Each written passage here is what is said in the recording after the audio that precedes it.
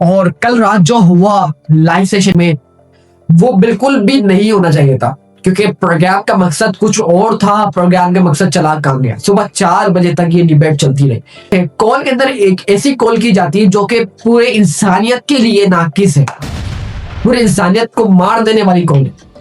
کہتے ہیں سر آپ حقلے کے ساتھ کیوں گھومتے ہو؟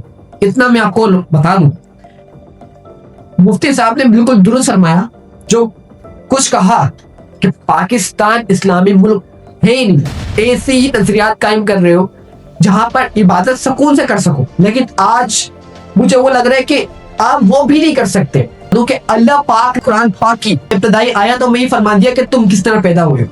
تم ایک حقیر پانی سے پیدا ہوئے ہو، تم کو ایک خون کی نازک بوند سے بنایا، جو وہ نہیں جانتا تھا اس کو وہ سکھایا، تم اس پانی سے پیدا ہوئے ہو۔ اگر کسی ہاتھ پہ لگ جائے، کسی جسم پہ لگ جائے، کسی کپڑے پہ لگ جائے، وہ ناپاک ہو جاتا ہے، تم اس کے بنے ہوئے ہو۔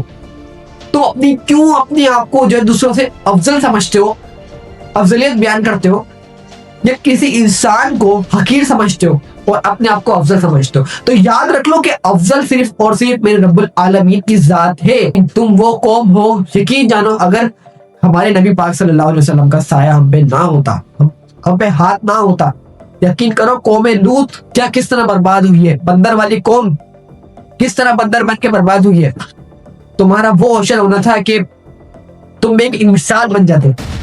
سب سے پہلی بات میں آپ کو بتاؤں، انڈونیشیا میں کیا ہوتا ہے، پہلی سے تیسری جماعت کے اندر جب جاتا ہے اسکول کے اندر، تو اس کو کیا سکھایا جاتا ہے؟ قرآن کی اہمیت، صرف اور صرف قرآن کی اہمیت۔ قرآن پاک پکڑایا نہیں جاتا، قرآن پاک کی اہمیت سمجھائی جاتی ہے کہ کیا ہے، یہ کیوں ہے، اللہ پاک کا کیا اس میں فرمان ہے، الف کا مطلب کیا ہے، بے کا مطلب کیا ہے، با کا مطلب کیا ہے، زبر زیر پیش کیا چیز ہے، یہ کیوں ہے، یہ اور کس طرح آیتیں نازل ہوئی ہیں، یہ کب تک سکھایا جاتا ہے؟ جب تک وہ 10ویں تک نہ پہنچ جائے۔ لیکن یہ چلتے رہتا ہے، لیکن تیسری جماعت کے بعد اس کو جو ہے وہ حدیث کے اوپر لے کے آ جاتے ہیں کہ حدیث کے بتا دیں، حدیث کیسے استعمال کرنی ہے، کہاں پر ہمیں استعمال کرنی ہے، اور کس طرح اس کو جو ہے فائدے میں لے کے آنا ہے حدیث کو، اور حدیث کیا ہوتی ہے، یہ سب شروع ہو جاتے ہیں۔